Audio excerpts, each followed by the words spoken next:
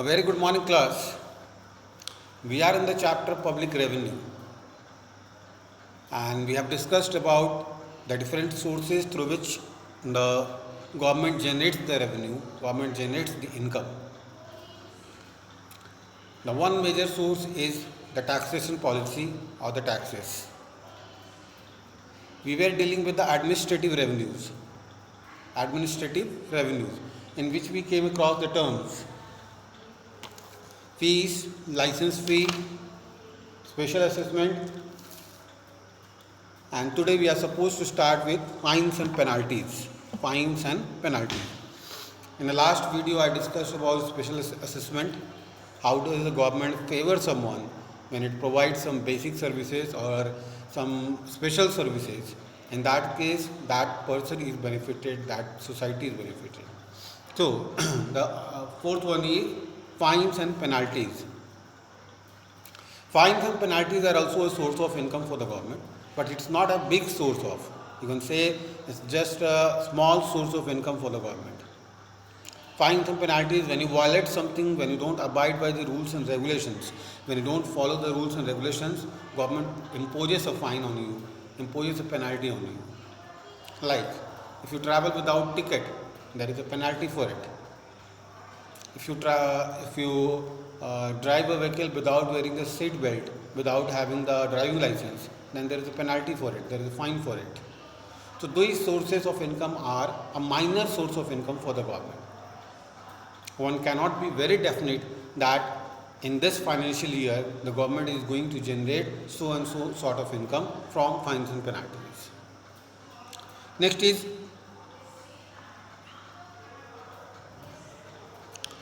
forfeitures. Forfeitures are basically applied by the legal bodies. Like, for example, when someone is asked to appear in the court, if the person fails to appear in the court due to any reason, then in that case a fine is imposed, which is called forfeiture fine. So that's again not a big source of income. It does not happen on a regular basis, but on a random basis. Next is eschat. Eschat is when a government acquires the property of someone who does not have any legal heirs. Now, legal heirs here means, suppose if I have a property, if I have a balance in the account, and I don't appoint anybody as my nominee. Nominee is when I pass by, someone will be there to take care of my belongings, someone will be there to take care of my funds or my amounts which I have kept in the bank. If I don't appoint any legal heirs, I don't appoint any nominee, then that money will belong to the government. So that money is called as eschat. Gifts and grants. Sometimes in order to maintain an international relation, in order to maintain a good relation with the neighboring countries, there is exchange of cash or there is exchange of money in the form of gift. Gift and grants. So sometimes, suppose if there is a earthquake in Nepal, the Indian government would help without any benefit by gifting some amount to the Nepalese government. So that sort of income is again not a very definite source. It only happens during the time of emergency or during the time of uncertainty. So these are the basic sources of income from the administrative sources. Now we have a term called deficit budget. What is this deficit budget?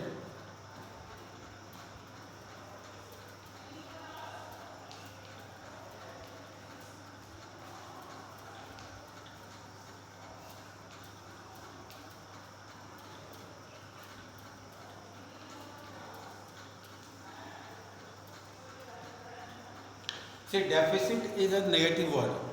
Deficit itself is a negative word. When your expenditures are more than revenue, then that is called as deficit budget. जब हमारे खर्चे हमारी income से ज़्यादा हो जाएं तो हम उन्हें डेफिसिट बजट कहते हैं. So deficit here itself is a negative budget. But How does the government come up with this? If there is a deficit budget in the economy, if government understands that there is a deficit budget in the economy, how does government cope up with this? One way of coping up with this is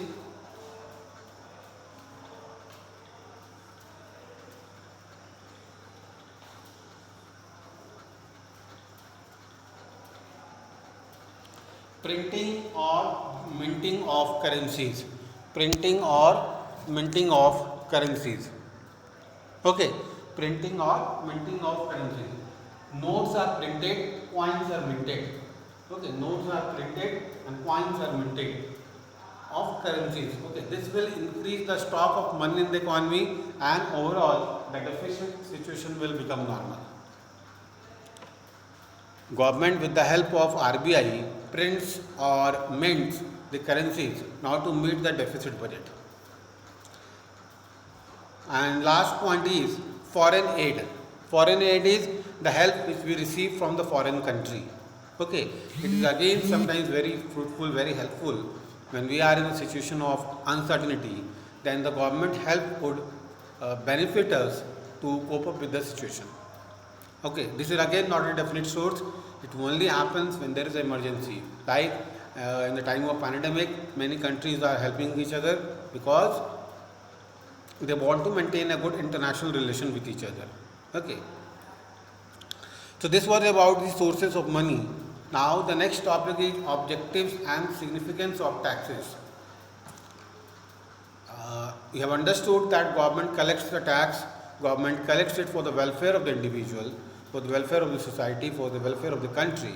But apart from these, what are other benefits that government wants to give to the citizens is, first is, so in the objective list we have first one as raising revenue. Why does the government collect? What are the objective behind collecting the tax? Is to raise the revenue part of the government. Income part of the government should increase, then only the government can bring the developmental process into actions.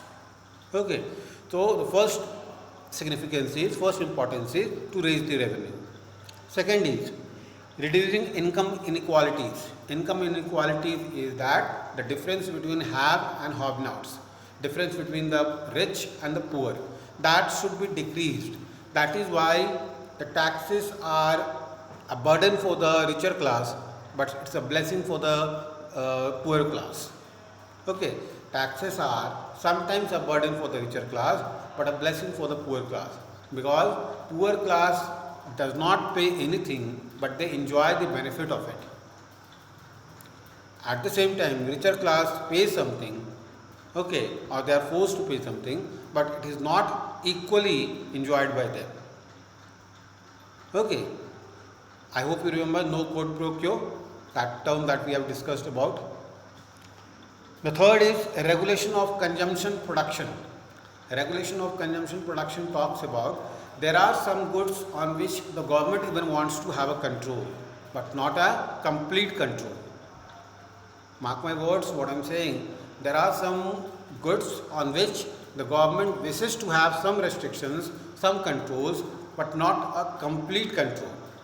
For example, liquors, opium, cigarettes, wines, all these things are a heavy source of income for the government, but at the same time, government does not want everyone to be involved in the consumption of such things. Okay, because a statutory warning is even mentioned that consumption of such articles will be injurious to health.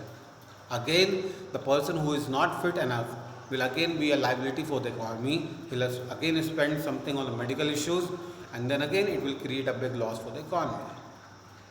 That is why a heavy tax is imposed on such goods, so that people who cannot afford should not afford at all. Next is protection to domestic industries. Protection to domestic industries means there is a competition in the competitive market. We have a market which is a perfectly competitive market now, okay, in which we have a competition not only from the within the country, but the people who are outside even. Means if more of the goods are imported, if the more of the goods come from the foreign countries to our countries, then there is a big chance that people will choose the foreign goods compared to domestic goods. So in order to reduce that, in order to protect that, government imposes a heavy import duty on the foreign goods so that it becomes costlier and domestic goods are accepted by all. So this is a government policy, that is protection to domestic industry. Domestic industry should be protected. And last is encouraging savings and investments. Last point is encouraging savings and investment. Government always aims to encourage the savings and investments of individuals. Means those who are taxpayers, those who pay the taxes, government comes up with the investment scheme that if you invest in this, your amount of tax will get reduced. For example, there is a scheme in health insurance, life insurance. If you invest in this, national saving certificates, PF accounts, all these sources, if you make an investment, all these sources of investment, if you make an investment, amount that you pay, that will be lessened in the taxation part. Try to understand this, what I mean to say. Suppose if I purchase a life insurance, LIC policy if I purchase, that policy is of, suppose let's say the annual premium is of rupees 1 lakh rupee. My 1 lakh rupee will be adjusted into my taxation amount. For that I will be given a rebate. Since I am investing in life insurance, so the government is giving me. So there is a dual benefit of it. One is my investment into LIC will give me a future return. Second, my present taxation amount will get reduced, which will again help me out. So that is why government aims to encourage the savings and investments of individuals. So this is all about the sources of revenue of the government. Tomorrow we will talk about the difference between taxes, that is direct tax and indirect taxes. Thank you, class.